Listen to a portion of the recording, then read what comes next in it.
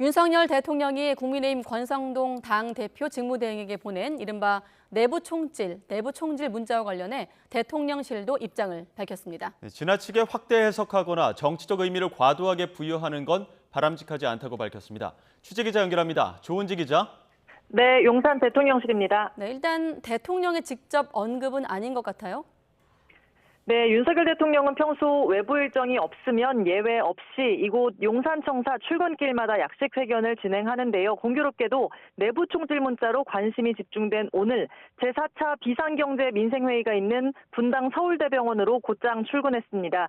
따로 윤 대통령 목소리는 그래서 들을 수가 없었습니다. 대신에 오전에 최영범 홍보수석이 브리핑을 통해 정리된 입장을 내놨습니다.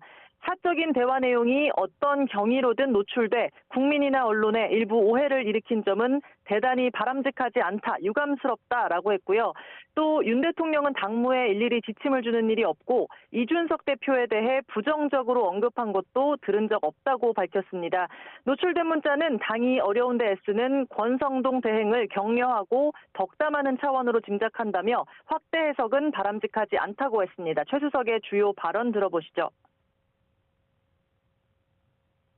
이준석 대표에 대해서도 제가 여러 차례 대통령님 모시고 회의도 하고 했지만 부정적인 뜻으로 언급하신 말씀을 제가 한 번도 들은 바가 없습니다. 어쨌든 우연찮은 기회에 노출된 문자 메시지 하나를 지나치게 확대 해석하거나 거기에 정치적 의미를 과도하게 부여하는 것은 저는 조금 바람직하지 않다고 생각을 합니다. 네, 보신 것처럼 홍보수석이 급한 불을 끄긴 했지만 당사자인 윤석열 대통령 목소리도 여전히 궁금한데요. 당장 내일도 지방 일정이 있고 다음 주에는 여름 휴가가 예정돼 있어서 관련 질문을 윤 대통령에게 할 기회가 있을지는 당분간 불투명합니다. 네, 어제 문자 메시지에 등장한 강기훈이란 이름도 관심인데 어떤 인물입니까?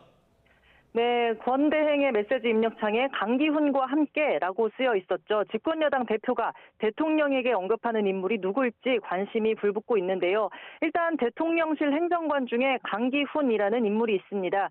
기획비서관실 소속으로 일정 관리와 조정 업무를 보좌하고 있고요. 아직 임용 절차를 밟고 있어서 정식 발령되지는 않은 상태입니다. 1980년생 연세대 법대를 나온 강 행정관은 과거 자유의 새벽당 창당 발기인이고요. 친중 적폐청산, 북한 인권운동, 사형제 부활, 안티페미니즘 등을 주장하는 강경 우파로 분류되는 이당 간판을 달고 지난 총선 때 비례대표로 출마하기도 했습니다. 다만 대통령실은 이 행정관이 권성동 대행이 메시지창에 쓴 그 사람인지 동일 인물인지는 확인하지 못했다고 말했습니다. 권성동 대행의 문자는 물론 친윤계로 꼽히는 유상범 국민의힘 의원과 강 행정관이 함께 유튜브 방송을 하거나 찍힌 사진도 온라인상에 올라오고 있어서 메시지 불똥이 인사나 채용 문제로 옮겨붙을 가능성도 있어 보입니다. 한편 권성동 대행이 직접 추천했다고 밝혀 이른바 사적 채용 논란의 중심에 섰던 구급 행정요원 우모 씨가 어제 날짜로 면직 처리됐습니다.